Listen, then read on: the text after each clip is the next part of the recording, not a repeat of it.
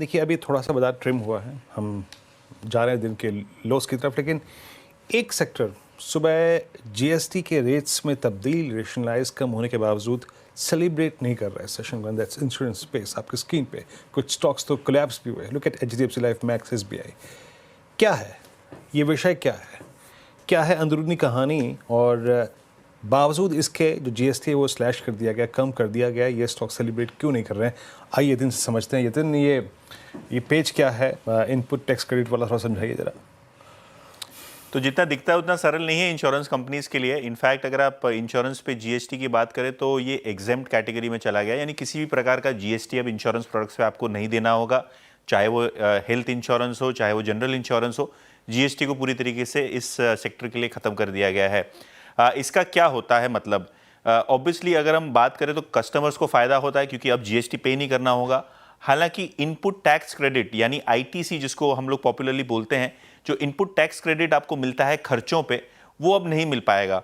तो क्योंकि insurance companies एक पर्टिकुलर जीएसटी देती हैं अपने एक्सपेंसेस के लिए, चाहे वो कमीशन एक्सपेंसेस हो, री इंश्योरेंस हो, जिसको ऑब्वियसली एग्जेम्प्ट किया गया है। लेकिन अगर हम बात करें तो जो एक्सपेंसेस है, जहां पहले इनपुट टैक्स क्रेडिट मिलता था उससे लागत कम होती थी क्योंकि वो पास थ्रू हो जाता था। अब वो नहीं मिलने पे 5 से 7% तक की लागत बढ़ जाएगी। इसका मतलब ये है कि जो इंश्योरेंस कंपनीज हैं, अगर आपको सेंटिमेंट ठीक रखना है तो आपको ये कॉस्ट अब्जॉर्ब करने पड़ेंगे शॉर्ट टर्म में, क्योंकि आप तुरंत ही पॉलिसी के दाम बढ़ा नहीं सकते। और जिसके कारण वीएनबी मार्जिन्स पे ब्रोकरेजेस के हिसाब से, जैसे सीएलएसए, मॉर्गन स्टैनली है, असर मुमकिन है। मार्जिन्स पे तो असर होगा ही। अगर हम कमीशंस की बात करें, दूसरे कॉस्ट की बात करें, तो वो भी इंश्योरेंस कंपनीज को अब कम करना पड़ेगा। तो शायद शॉर्ट टर्म में इंश्योरेंस कंपनीज का नुकसान होता हुआ आपको नजर पड़ेगा, मार्जिन पे प्रेशर दिखेगा। और एग्रीगेटर्स की बात करें तो एग्रीगेटर्स क्योंकि कमीशन घट सकते हैं तो इनको भी थोड़ा बहुत घाटा का सामना करना पड़ता आपको दिखाई देगा। और शायद इसीलिए इंश्योरेंस कंपनीज में डेज हाई से आप 4-5% तक का करेक्शन देख रहे हैं। पीबी फिनटेक में लगभग डेज हाई से 100 रुपये की गिरावट है।